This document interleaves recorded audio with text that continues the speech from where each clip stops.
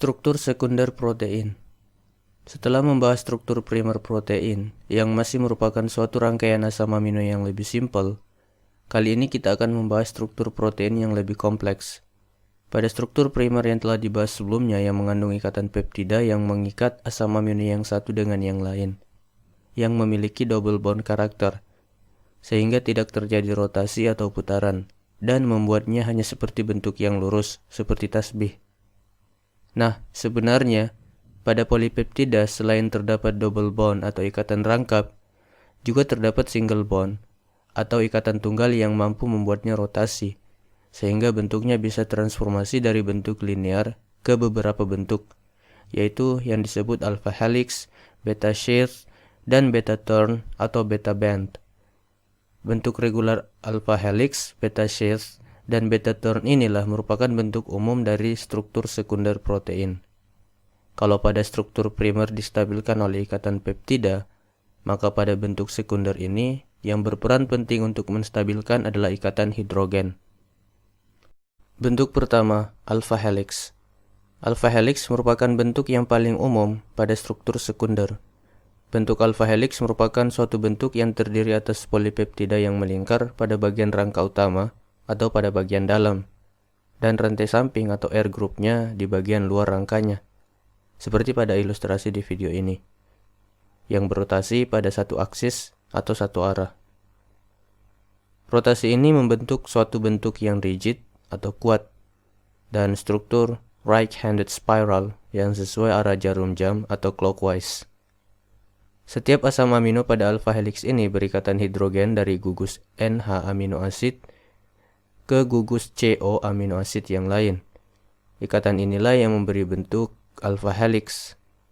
Dan setiap bagian pada asam amino yang satu dengan yang lain yang berikatan, terdapat 3,6 residu sebagai perantaranya pada tiap rotasi atau putaran helix.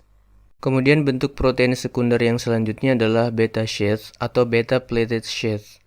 Pada bentuk beta sheath ini, semua komponen dari ikatan peptida berpartisipasi pada ikatan hidrogen, yang terdiri atas dua bentuk, bisa membentuk paralel atau arah yang sama dan antiparalel atau berlawanan arah. Bentuk dari beta sheath ini sering disebut beta plated sheath atau lempengan beta apabila dilihat dari permukaan strukturnya. Selanjutnya, pada struktur sekunder ada juga bentuk beta turn atau biasa juga disebut beta band atau reverse turn. Kalau kita lihat secara detail struktur 3 dimensi dari suatu polipeptida, kita akan melihat bentuk protein yang begitu compact atau padat. Bentuk padat yang membentuk 3 dimensi protein ini disebabkan karena protein mampu membentuk lengkungan atau bengkokan pada strukturnya, khususnya pada bagian permukaan protein. Beta turn protein ini distabilkan oleh formasi ikatan hidrogen antara residu pertama dan residu terakhir lengkungan struktur atau beta turn polipeptida tersebut. Selanjutnya, kita akan membahas bentuk 3 dimensi dari protein yang merujuk pada struktur tersier protein. Bentuk tersier pada polipeptida atau protein merupakan hasil dari interaksi antara residu pada struktur primer pada rantai polipeptida. Oleh karena itu, struktur primer dari polipeptida lah yang menentukan struktur tersiernya. Terdapat 4 jenis interaksi yang terjadi antara residu yang membentuk struktur tersier protein, yaitu interaksi hidrofobik, ikatan disulfida, ikatan hidrogen, dan ikatan ion atau ikatan elektrostatik. Mari kita bahas satu persatu keempat jenis interaksi ini. Pertama, interaksi hidrofobik. Umumnya protein yang ada di tubuh kita berada di lingkungan berair atau aqueous solution, sehingga efek dari lingkungan aqueous ini mempengaruhi bentuk protein, utamanya bentuk tersiernya atau bentuk 3 dimensinya. Ada 2 jenis efek yang terjadi akibat kondisi ini. Ada yang disebut hydrophobic dan ada yang disebut hydrophilic. Hydrophobic diambil dari kata hydro dan phobic. Hydro yang artinya air dan phobic yang artinya takut atau membenci, sehingga akan menjauh dari air. Dan hydrophilic dari kata hydro dan philic. Hydro, air, dan philic yaitu suka, jadi lebih cenderung di permukaan air. Pada asam amino yang bersifat hidrofobik, seperti valin dan leucin, maka akan cenderung berada di dalam struktur protein, karena menjauh dari air, sehingga membentuk hydrophobic core di inti atau bagian dalam protein. Sedangkan asam amino yang bersifat hydrophilic seperti lysine dan aspartate atau aspartic acid akan cenderung berada di permukaan luar protein, sehingga membentuk hydrophilic surface. Ikatan selanjutnya yang berpartisipasi membentuk 3 dimensi atau struktur tersier protein adalah ikatan disulfida. Ikatan disulfida ini merupakan suatu ikatan kovalen yang terjadi akibat interaksi antara dua residu cysteine yang memiliki SH atau sulfhydryl group, kemudian membentuk satu residu cysteine. Well, perhatikan perbedaannya ya. Satu dengan cysteine pakai huruf E, dan satu dengan cysteine tanpa huruf E.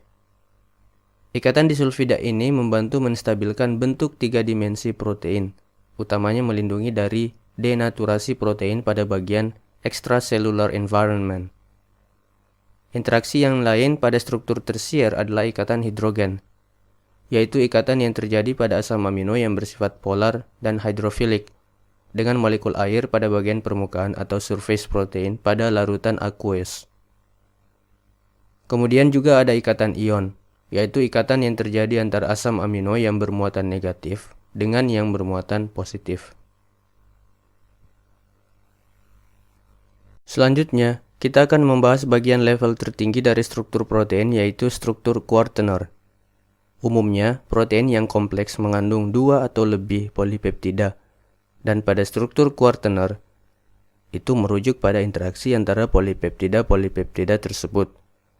Pada struktur quaterner, setiap polipeptida ini disebut subunit, dan subunit atau tiap polipeptida yang satu dengan yang lainnya berinteraksi umumnya melalui interaksi non-kovalen.